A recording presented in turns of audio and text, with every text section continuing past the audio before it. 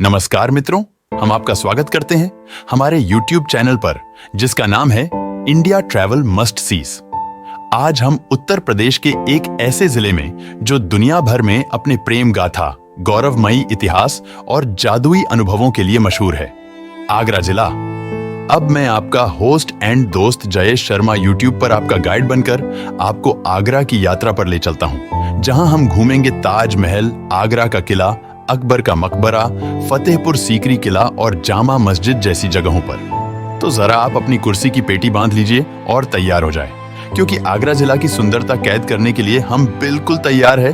तो चलो अब हम आगे बढ़ते हैं। आगरा का ताजमहल शायद ही किसी परिचय का मोहताज हो।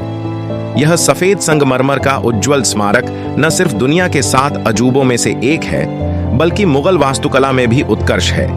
1632 में मुगल सम्राट शाहजहां ने अपनी प्रिय पत्नी मुमताज महल की याद में ताजमहल का निर्माण करवाया था। इस स्मारक के निर्माण में 22 साल और 20,000 से अधिक मजदूरों का श्रम लगा।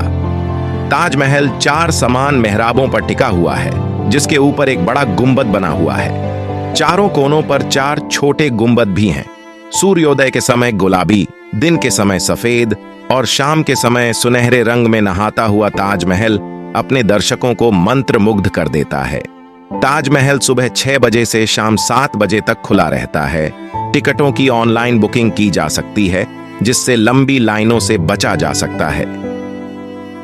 नमस्कार मित्रों, आज हम आपको ले चलते हैं आगरा के इतिहास की ओर, जहां यमुना नदी के तट पर शान से खड़ा है आगरा का किला। 11वीं शताब्दी में बना यह किला अकबर के समय में शाहजहां से लेकर बहादुर शाह जफर तक कई मुगल बादशाहों ने इसी किले को अपना निवास स्थान बनाया।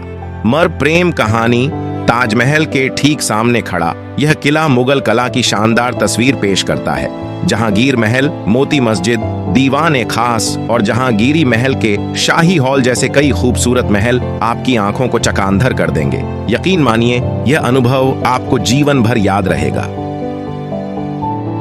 नमस्कार मित्रों, आज हम आपको आगरा के यमुना नदी तट पर खड़ी दिखा है एक जामा मस्जिद। यह मस्जिद 1648 में शाहजहां की बेटी जहां आरा बेगम द्वारा बनवाई गई और मस्जिद को मस्जिद ए जहांनुमा भी कहा जाता है।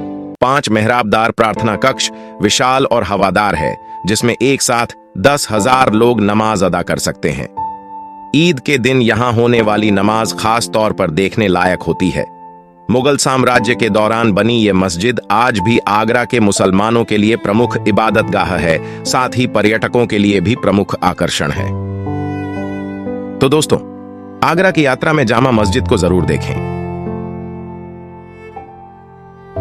नमस्कार मित्रों, आज हम आपको आगरा की एक ऐसी ऐतिहासिक मस्जिद पर ले चलते हैं जिसका नाम है इटमाद उद दौला मस्जिद। इसे बेबी ताज भी कहा जाता है, क्योंकि इसकी वास्तुकला काफी हद तक ताजमहल से मिलती जुलती है। 1622-1628 ईस्वी में मुगल बादशाह जहांगीर की पसंदीदा बेगम नूर जहां बेगम ने अपने पिता इटमाद उद दौला की याद में इस मस्जिद का निर्माण करवाया। यह मस्जिद नूर जहां बेगम के अपने पिता के प्रति अगाध प्रेम और श्रद्धांजलि का प्रमाण है। इटमाद उद दौला मस्जिद का नजारा किसी को भी मंत्रमुग्ध कर देगा। अकबर का मकबरा आगरा शहर स्थित एक ऐतिहासिक मकबरा है। यह महान मुगल सम्राट अकबर की अंतिम विश्राम स्थली है। मकबरा 5 मंजिलों में बना है, जो अकबर के शासनकाल के 5 चरणों का प्रतीक माना जाता है। सबसे निचली मंजिल पर ही अकबर की कब्र स्थित है।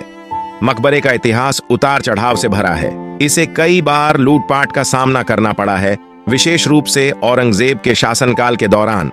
हालांकि इसकी मजबूती और संरक्षण के चलते यह आज भी गौरव से खड़ा है। मकबरा सुबह 8 बजे से शाम 5 बजे तक पर्यटकों के लिए खुला रहता है। आगरा की खूबसूरत इमारतों के जिक्र में चीनी का रोजा का जरूर जिक्र होना चाहिए। चीनी का रोजा 1635 में बनाया गया था और ये दरअसल फारसी कवि और विद्वान अफजल खान शिराजी का मकबरा है। इस मकबरे को चीनी का रोजा इस वजह से कहा जाता है क्योंकि इसकी बाहरी दीवारें रंगीन टाइलों से सजी हैं, जिन्हें उस समय चीनी कहा जाता था।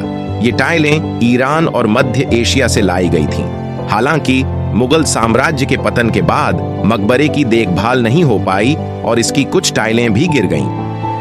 आगरा से 37 किलोमीटर दूर बसा फतेहपुर सीकरी एक अद्भुत नगर है।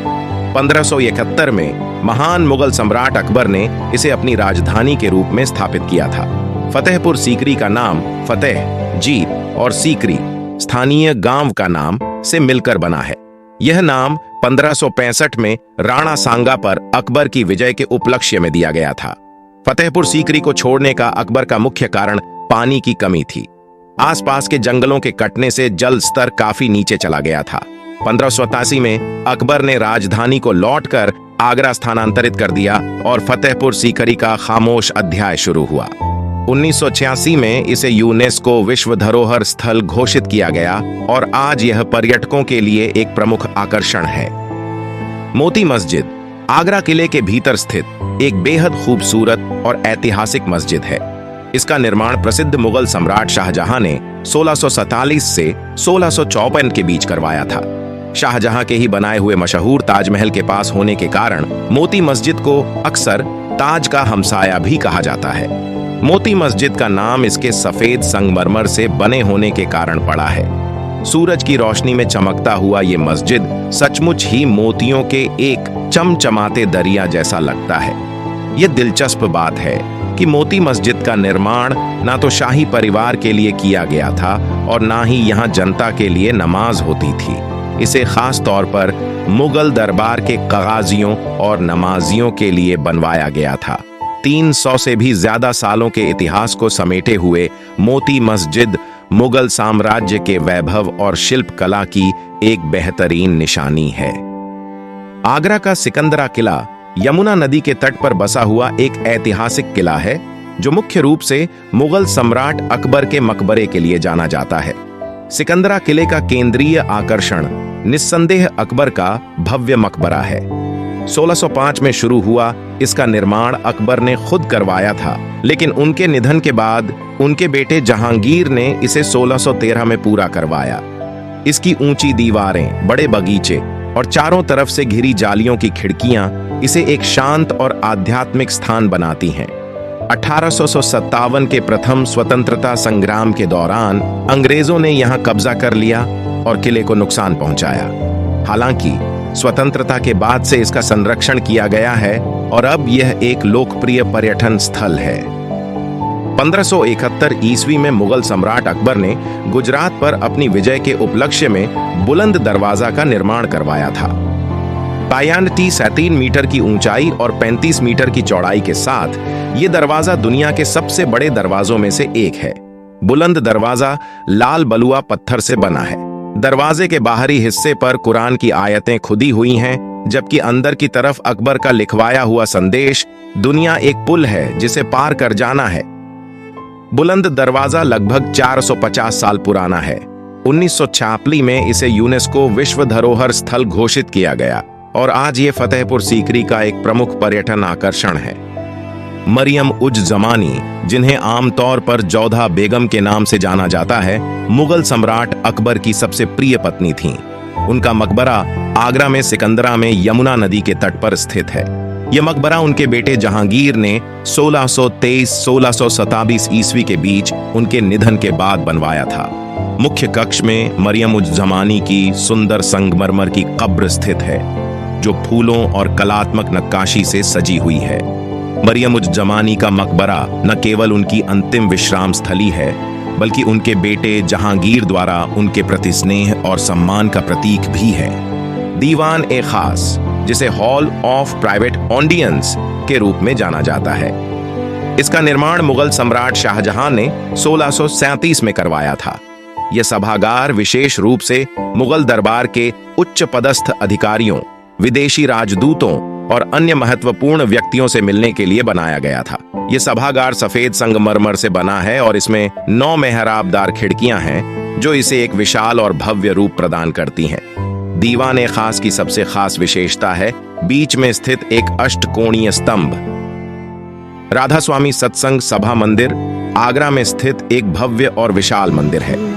मंदिर का निर्माण 1871 में स्वामी शिवदयाल सिंह जी महाराज ने करवाया था।